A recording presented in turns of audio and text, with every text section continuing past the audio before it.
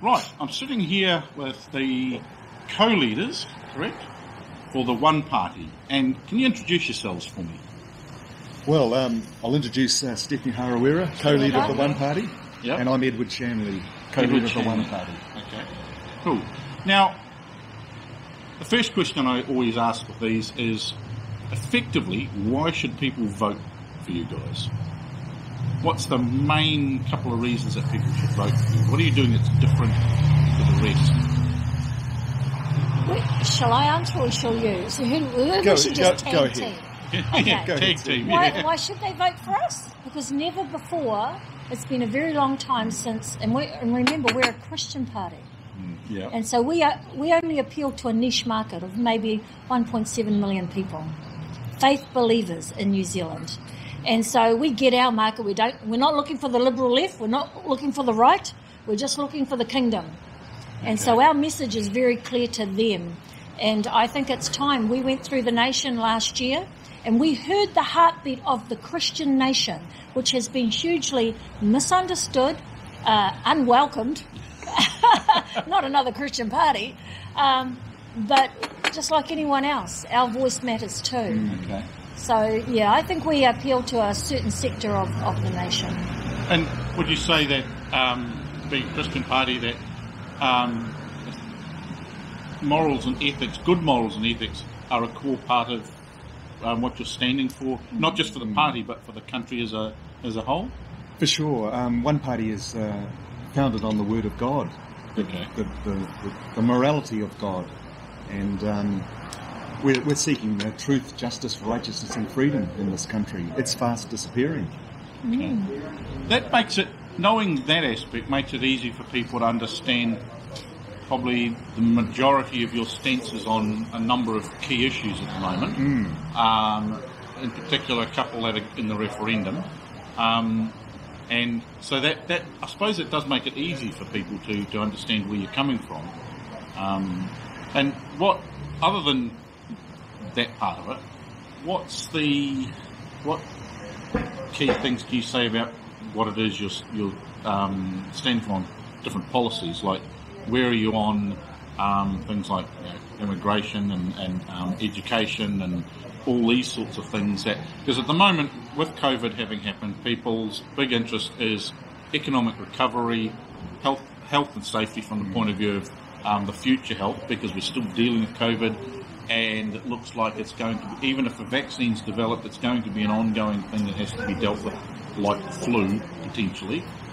We still don't know exactly where it sits when it comes to how that's going to work out for the next few years, but it's not something that's going to go away and be gone for good, is it? So health is another, and then you've got social issues like poverty and social housing and looking after the sick or unemployed, that sort of thing. And with an increase in unemployed due to businesses having had to downsize because of the lockdown and things like that, that does become an issue, and I think it possibly could become a core issue for this election. How are unemployed going to be dealt with?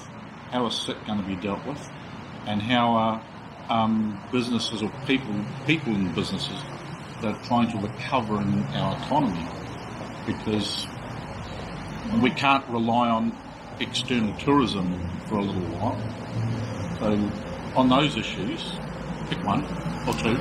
Well, New Zealand has taken a hit with the lockdown and the tourism dropping off in New Zealand. We've lost millions of dollars, so we have to look very carefully at how our expenditure is going out, and see that in the case of immigration, that we look after New Zealanders first and foremost, ensure that they're housed, that they're fed and looked after.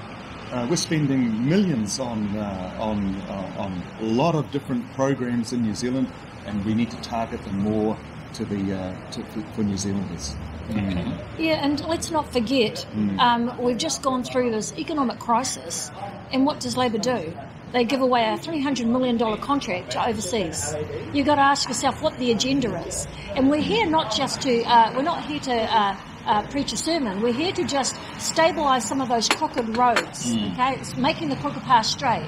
And when we have a look at the homelessness, Yeah. which is a problem everywhere, and the money that's being spent, okay, you've got to follow the money. Yeah. And when you follow the breadcrumbs, you find out we're spending money in some really stupid places. Isn't that right? And so let's have a look at immigration. Seems to be a government illness, no matter which government you've had so She's far. printing money. Well, She's- throwing it everywhere. She's Absolutely. it's just ridiculous. And the terrible thing is, it's smiling down the TV camera at us as though we're stupid. And we're here to say, are we awake to this agenda? And let's talk about the COVID-19. The COVID-19, while we were all in lockdown, they passed one of the most extreme abortion bills. Yes, they did too. That's right. While we were all focused over there, and you know what else she did? She signed us into a worldwide agreement with Bill Gates on Gavi, Gavi, and that is all part of the mass vaccination program. That's a UN agenda, by the way.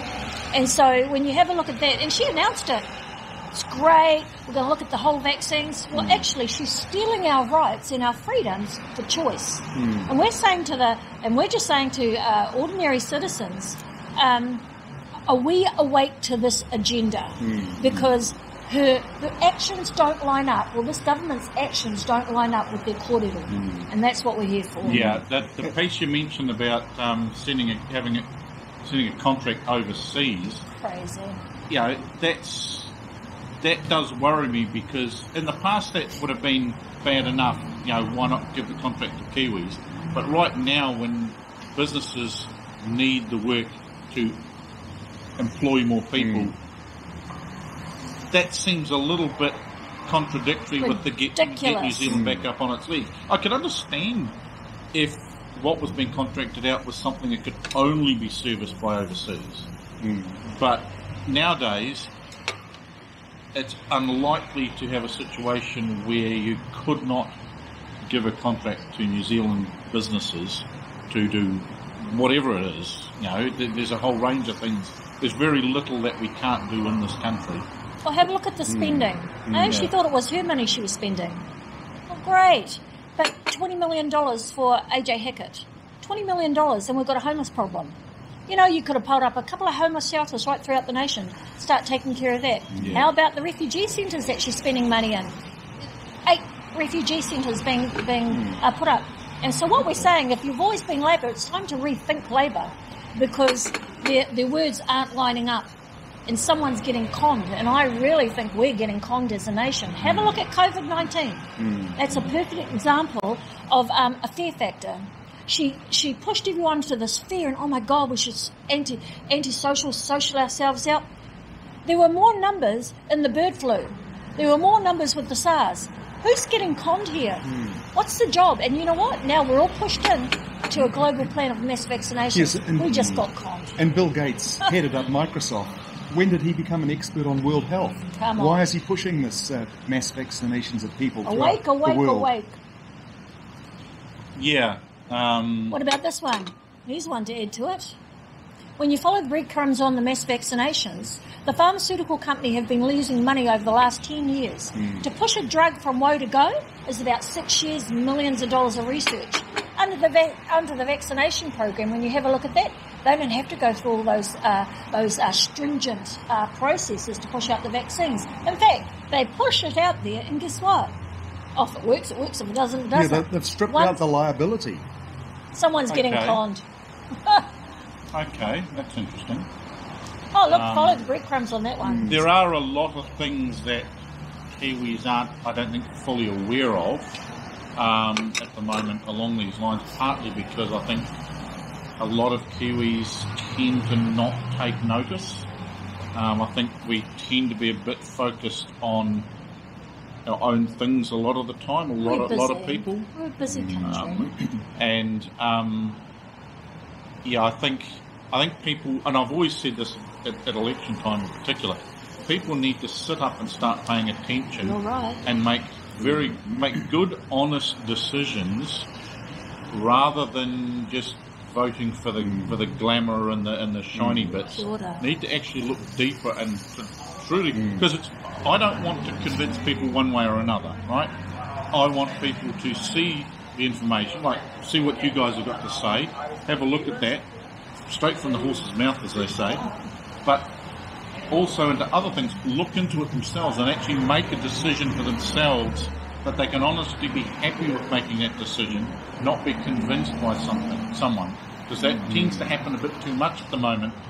America's a good example of this, where people are being convinced of something or convinced to vote this way or that way, rather than actually looking at the information, at what people are saying and go, oh, okay, now that's a little bit distracting. Hang on, what if I'm being distracted by that?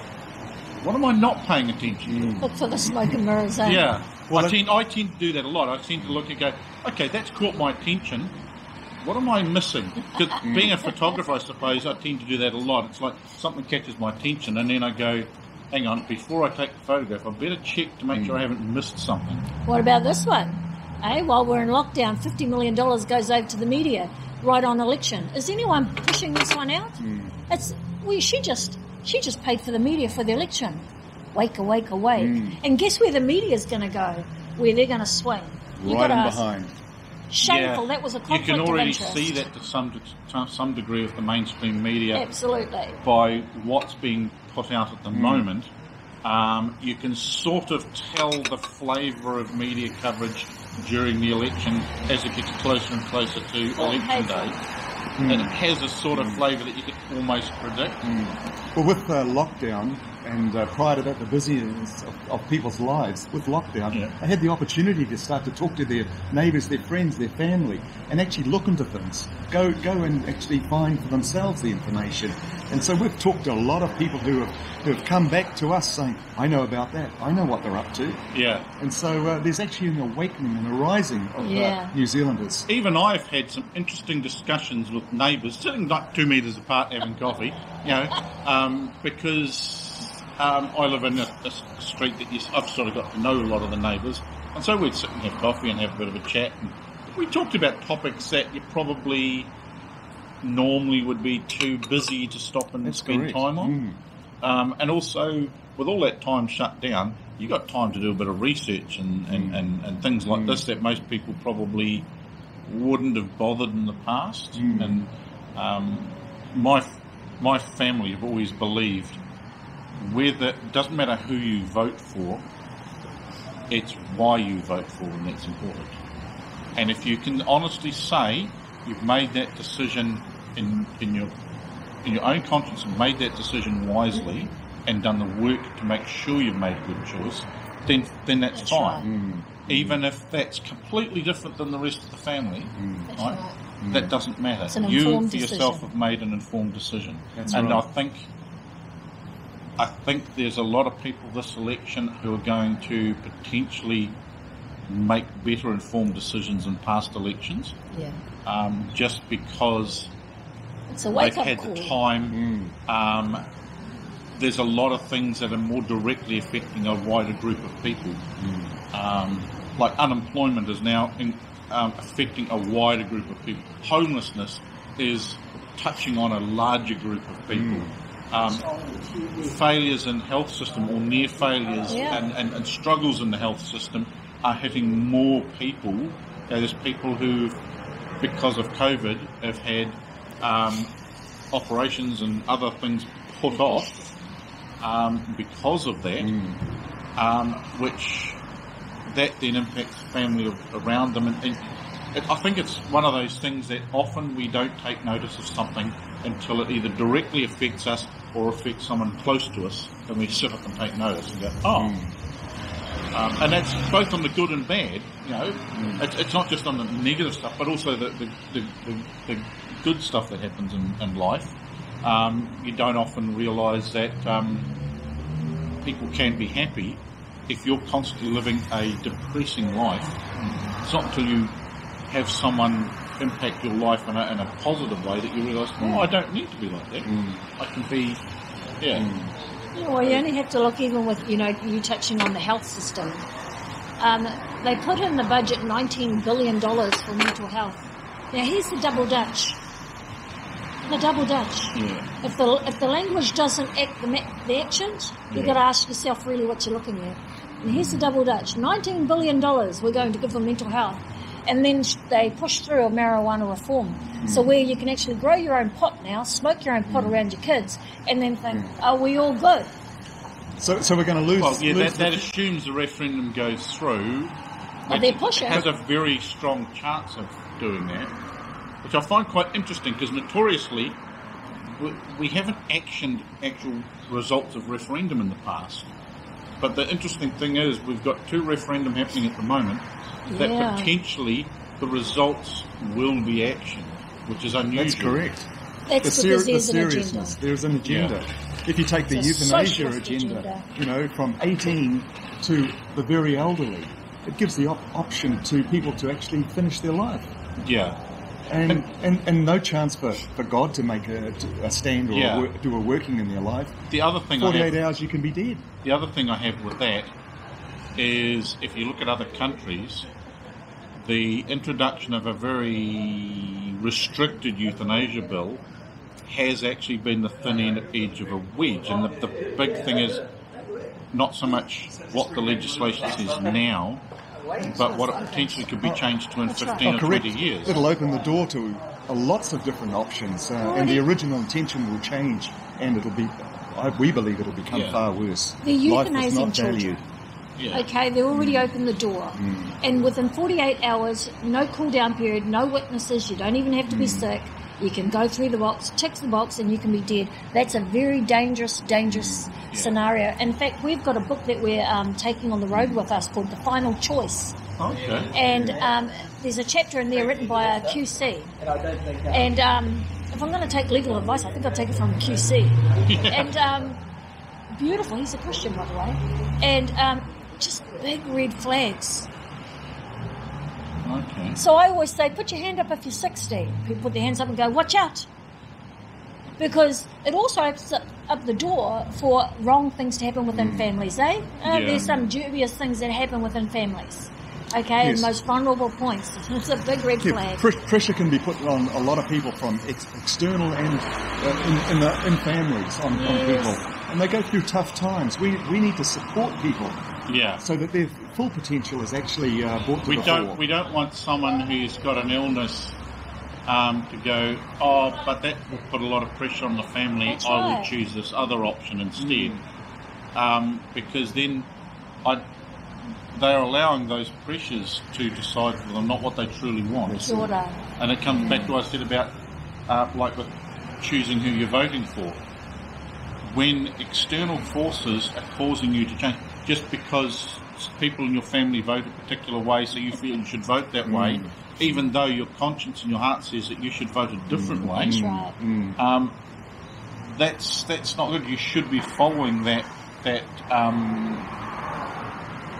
feeling of your own of how you should vote, how these decisions should go, and everyone's got their own view on things like euthanasia and the marijuana bill and abortion bill and things like this. But I think the problem comes not so much that people have all their own views on it, it's when they allow other people's views to affect their choices and how they decide, say, on a referendum or who to vote for, that sort of thing. Well, we need to understand fully that the implications of our vote, not just what the news media or the government says, because overseas children are being euthanized.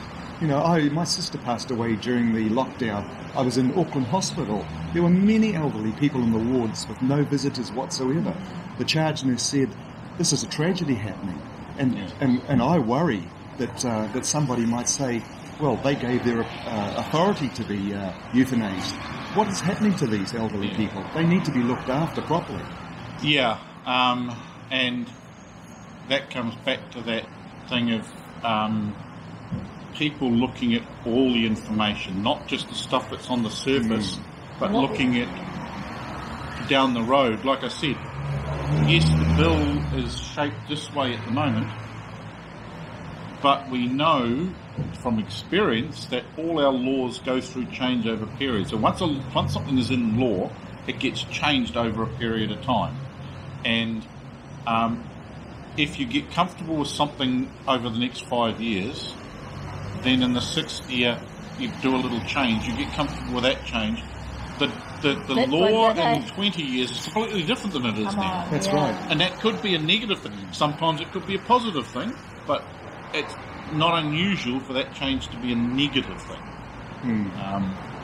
And yeah, I think people just need to think further than right now and need to look at the consequences down the line and, well, like chess players do, look a few moves ahead. And look at the COVID-19. They've now got access into our homes. Now, why would she have to put that? New Zealand was so compliant, weren't we? They said, stay home, do this, do that. And actually, as a nation, we all complied very, very well. They didn't need to put that into law. But interesting, this Labour government decided, let military have access into your homes, unwarranted. Are the police not doing their job correctly? Are we foolish enough to just say, and to give this type of authority?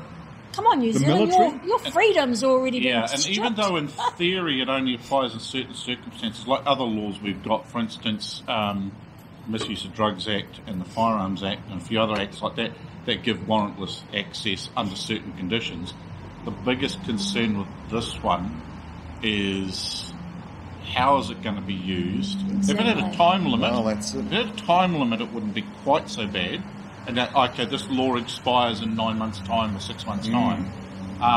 But things like that need to be strongly constrained. Because I can see that their main reason for doing it is for those situations where people are effectively during lockdown, although it came after that, breaching the lockdown safety regulations and having gatherings of people in places that effectively increase the potential for the spread of COVID, right? So you can understand that's the reason for it. Trouble is, it's not limited to that event or events like that. Yeah. No, it's widespread now, and once you've opened the door... The Misuse of Drugs Act is specifically limited to misuse of drugs, and there's a bunch of paperwork the cop has to do. If they use that as the reason for entry, then that has to be stated, and they have to have a good reason to think that they need to enter your property for that.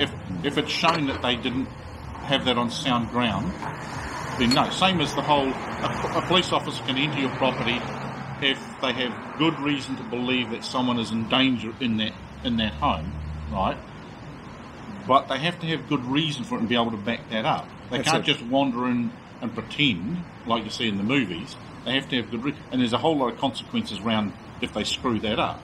This particular act isn't quite as tight. It's a little bit loose around the edges, to say the least. Yeah. Because most people think of it from the point of view, it stops parties and da-da-da-da. But they're not looking at how it could be used. And that happens a lot with a lot of law that's made. Often they look at the intent of what they want it for, but they don't look at how it could be used and go, here's a loophole, we better close that one. But if you look at the whole situation, will they be bringing the military out of their barracks to supplement the police? No. How will they be using the military to do this? Yeah. Because we have policing in every town, every city in New Zealand. So where will the police be stationed for this warrantless access to our homes? New Zealand overall through the COVID behaved very, very well. Yeah. There was no reason. No, and see, what I would have preferred to do is see an increase in funding for police and keep the military for doing the grunt work. That's true. It should go law, police, as authority-wise, law, police, and then the military is just the gophers to do the heavy lifting. So if there's a temporary shelter needed to be built to hold a bunch of people in isolation, have the military build it. That sort of thing. They shouldn't. If the police need to deal with some weird crowd thing that's got out of control for some reason, yes, the police should be doing that. Yes, I could understand if they need backup, having the military providing backup for that if they need more numbers. But the people doing the initial contact with any citizen, with using any form of authority, should be the police first, and that's it shouldn't be the military that have It's any a bit sort late of now. So we have to ask what is the agenda? What is the agenda for this? Well, It's extreme. It's extreme. yeah. And in this country, there shouldn't be any need for it because we don't have a fractured police system like America does, where you've got That's right. umpteen different jurisdictions, which is just confusing trying to figure that out the best of times. That's right. And if you cross over some imaginary border, you've got to get permission from some other police force. That's right. The state line. Yeah, here you don't get any of that. That's right. And the other thing people don't realise when they compare the two systems is that our police are controlled by the Minister of Police, not by the local politicians like the mayor and that, like often in the States. So we have what is effectively a pretty even police system that's, in theory, uniform across the board in how it treats its citizens, right? Now that's a good thing. You don't need to give... The Army's job, in theory, is to protect the country from external attack, or to provide humanitarian...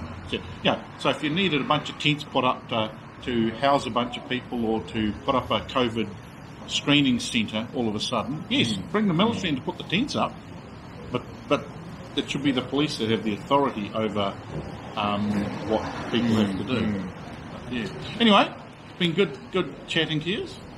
Thank you. Good meeting you. Bless you. Thank you. Bit of chance that I actually got to know you were even in Hamilton. But yes, thanks very much for your time. And it'll be interesting. People have got some more information about your party, which, to be honest, I knew absolutely nothing about before today. We only just got registered in the last 2 weeks. Oh, okay. We've been quietly surrounding the camp.